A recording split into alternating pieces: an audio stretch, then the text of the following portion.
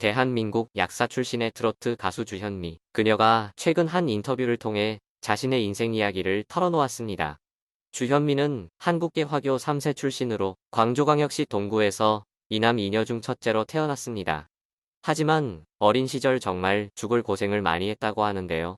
생활고 때문에 사춘기 때부터 생활비 걱정을 늘 하던 그녀는 아버지가 한국살이가 힘들다며 홀로 미국으로 떠나버리시자 더욱더 힘든 삶을 살아야 했다고 합니다.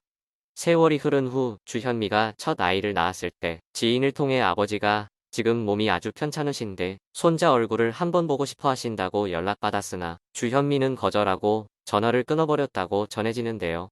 이 일이 있고 나서 얼마 뒤 아버지는 실제로 돌아가셨다고 합니다. 주현미의 아버지는 중국인 아버지, 한국인 어머니 사이에서 태어난 화교 3세로 4살 때 한국에 들어와 살기 시작했고 한의사로 일을 하였습니다. 그러다 하던 사업이 망하면서 온 가족이 뿔뿔이 흩어져 지내야 했는데요. 한국인 할머니 밑에서 한국식으로 성장한 주현미와 동생들은 화교 학교에 처음 입학했을 때는 정체성에 대한 혼란이 심했다고 합니다. 어쨌든 주현미는 학교에서는 중국어를 하고 집에서는 한국어를 하면서 생활을 해야 했는데 화교라는 이유로 친구들과도 잘 어울릴 수 없었다고 하죠. 상황이 이렇다 보니 그녀는 돈을 많이 버는 직업을 갖기 위해 공부를 열심히 했고 중앙대 약대에 외국인 특별 전형으로 합격할 수 있었다고 합니다.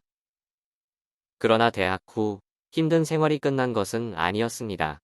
초중고를 화교학교에 다녔다 보니 한국어로 공부하기가 어려웠고 1학년 1학기부터 유급이 되고 말았습니다. 그렇게 유급 후 두 번째로 1학년 계절학기 강의를 듣던 어느 날 약대 실험실 쪽에서 그녀는 노랫소리를 듣게 되었습니다.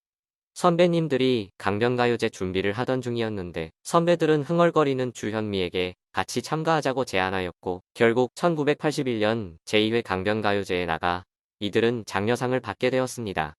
이를 계기로 음악에 대한 열정을 갖게 된 그녀. 하지만 그것도 잠시 노래보다 먹고 살아야 하는 것이 더 문제였기에 주현미는 다시 공부에 열중하였고 5년 만에 약사가 되었습니다.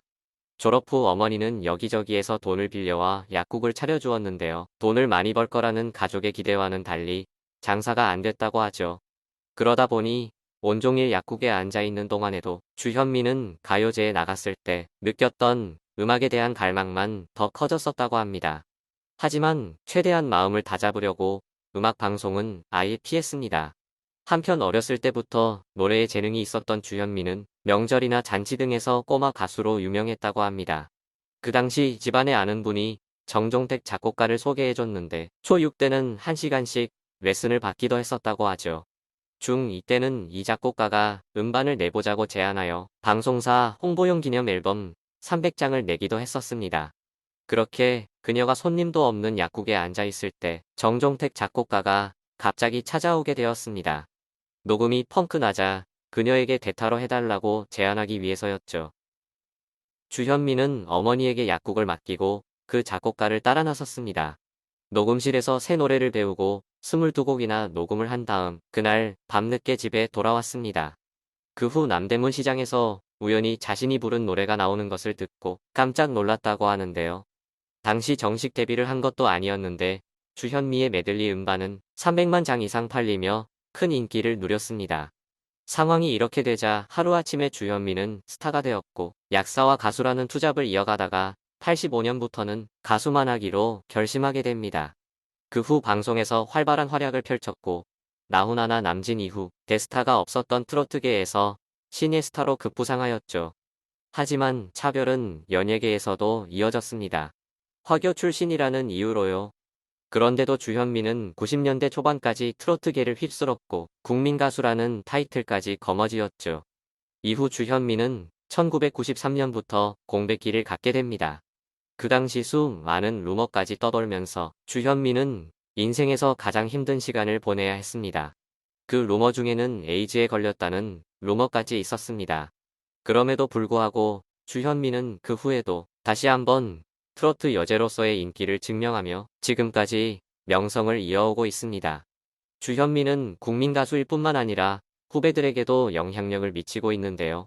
미스터 트롯 레전드로 심사를 했던 그녀는 차세대 트로트 스타들이 탄생하게 될 역사적인 현장에 함께할 수 있어 영광이었다며 소감을 전하기도 했습니다. 특히 정동원의 노래 첫 소절부터 감탄하며 무대를 하는 내내 박수를 보냈고 정말 타고났다. 노래를 완전히 이해하여 자신만의 감정으로 소화해내는 능력이 뛰어나다. 대스타가 될 거다라며 평가했습니다. 이후 주현미는 정동원 대기실까지 직접 찾아가서 언제 어디서 노래를 배웠냐고 물어보면서 칭찬할 정도로 정동원의 노래에 깊은 감동을 하였다고 전해집니다. 미스터 트롯 경연이 모두 끝나고 시간이 좀 지난 다음 주현미에는 인터뷰에서 다시금 정동원에 대해 언급하였는데요. 인터뷰 담당자가 차세대 트로트 가수 중 정말 음색이 탁월하다. 트로트 가수로 타고났다 하는 후배가 있었나요? 라는 질문을 하였고 주현미는 있다. 정동원이다. 라고 답을 하였죠. 정말 태어날 때부터 그냥 트로트 음색과 실력을 다 갖추고 태어난 것 같다. 할아버지의 영향이 컸던 것인지 트로트 선율이 정말 남다르다라고 그녀는 덧붙였습니다.